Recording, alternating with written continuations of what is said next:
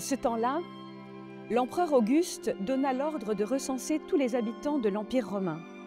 Ce recensement, le premier, eut lieu alors que Quirinus était gouverneur de la province de Syrie.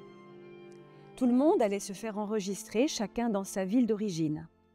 Joseph, lui aussi, partit de Nazareth, une ville de Galilée, pour se rendre en Judée, à Bethléem, là où était né le roi David. En effet, il était lui-même un descendant de David. Il alla s'y faire enregistrer avec Marie, sa fiancée, qui était enceinte. Pendant qu'ils étaient à Bethléem, le jour de la naissance arriva.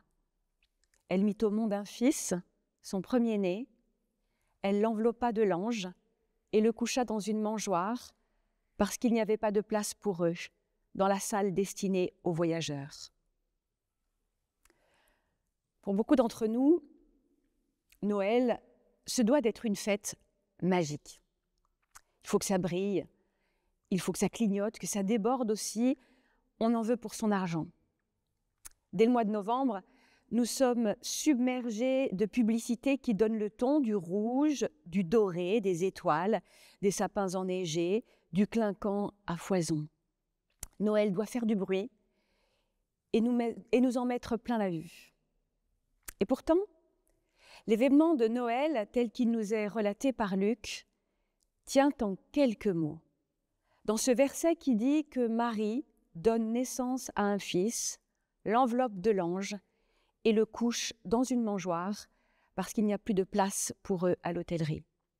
Rien de spectaculaire. Ce sont les termes d'une naissance tout à fait banale et ordinaire, sans cris, sans sirène, sans projecteur, sans assistance médicale.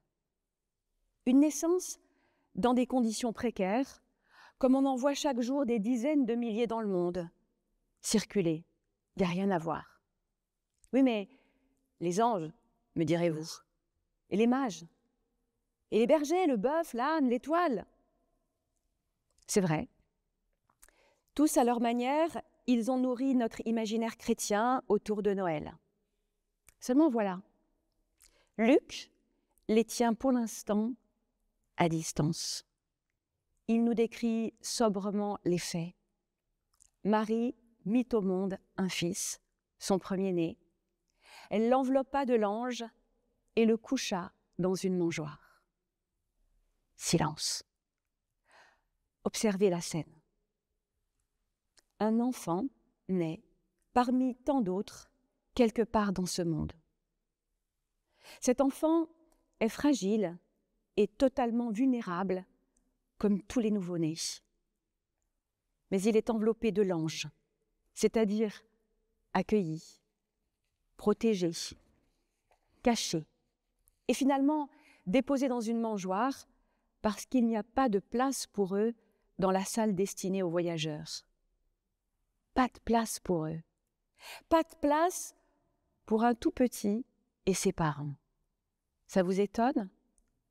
Et pourtant, combien de familles vivent aujourd'hui cette expérience douloureuse juste là, à côté de nous? Il n'y a pas de place pour eux, ni dans les salles destinées aux voyageurs, ni au 115, ni dans les hôtels de misère, ni même dans nos églises. C'est le quotidien, ce soir, de tant de gens, un quotidien froid et inhospitalier. Et c'est bien cela que nous dit d'abord ce verset de Luc. Jésus naît parmi nous de manière ordinaire et précaire. Pourtant, c'est dans cet ordinaire que va surgir l'extraordinaire.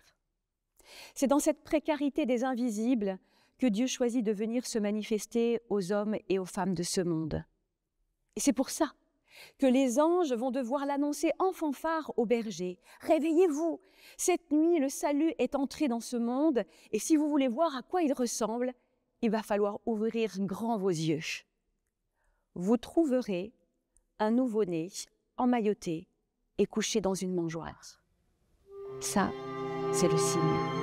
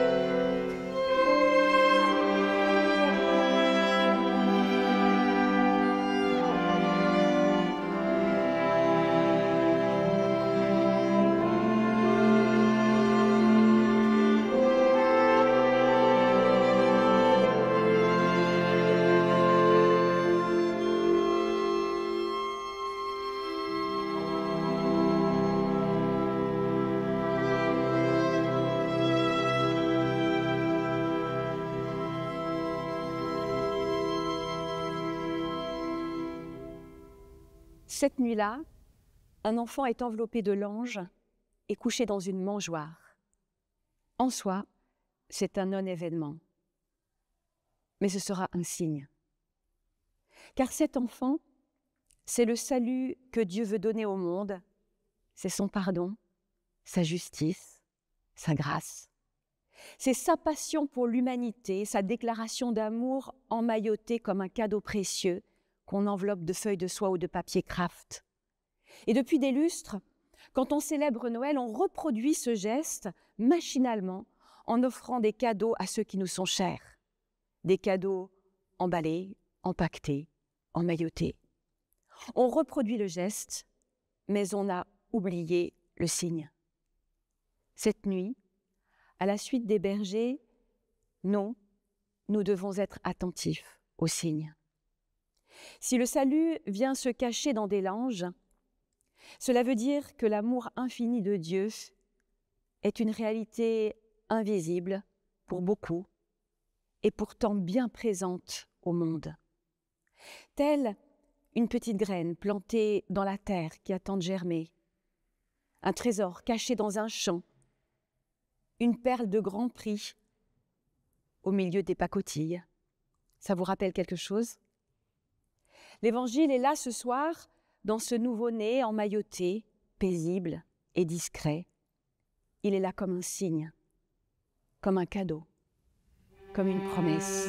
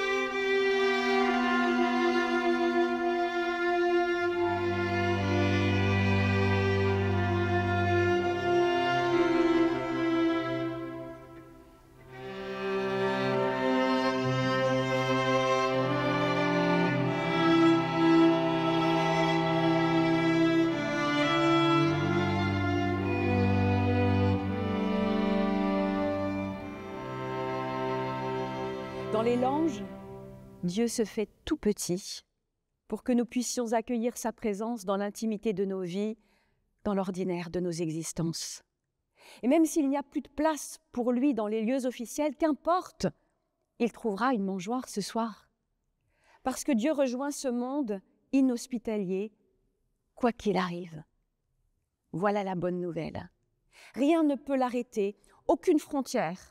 Aucun pouvoir en place, ni celui de César Auguste, ni celui d'Hérode, ni aucun pouvoir politique, administratif, idéologique ou religieux. Rien ne peut empêcher ce Dieu clandestin de s'installer parmi nous.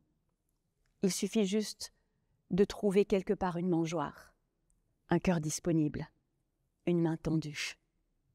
Vous voyez, tout est dit dans ce verset, ou presque. En Christ, Dieu est entré dans ce monde enfoui dans des langes et déposé dans un berceau improbable. On peut passer complètement à côté et continuer notre course après les étoiles, ou bien se laisser convaincre par les anges d'aller voir de plus près comment Dieu se fait proche. Ce soir, prenons la peine de nous approcher. Prenons la peine d'adorer ce Christ enveloppé de l'ange qui nous rappelle que Dieu n'abandonne pas ce monde, mais qu'il le rejoint dans ce qu'il a de plus fragile et de plus vulnérable. Choisissons de croire que ni les menaces de guerre, ni les discours apocalyptiques, ni le vacarme des puissants de ce monde, rien de tout cela ne pourra empêcher le Messie de naître dans la paille d'une étable, à Bethléem ou ailleurs. Et rien ne pourra empêcher notre foi d'accueillir l'espérance qu'il porte pour ce monde. Amen.